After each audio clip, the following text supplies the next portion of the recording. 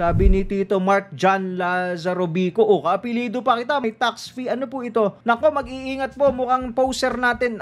Dahil hindi ko makuha ang kinita ko, sabi niya, scam dahil hindi ko makita. Ang dami pang babayaran bago makuha ang kinita. Sabi niya, binabasa ko po ito ha, para po sa kaalaman ng iba. May tax fee 5,500 pesos, may gas fee 5,500 pesos. Pakitulungan ko na bayaran ang sinasabi niyang gas fee at makuha ang kinita. Humiyan ako ng tulong sa kanya pero wala daw siyang magawa. Oh bro, na-scam ako ng Tito Vlogs na ito. Ayun, na-scam ka nga sir. Ganito po ha, lalo na po yung mga bago. Kasi pag bago po kayo, mabibiktima talaga kayo dito. That is why, if you're going to look at my page, 82,000 followers, almost everyday nagla-live stream po ako. For example, you're watching our live stream.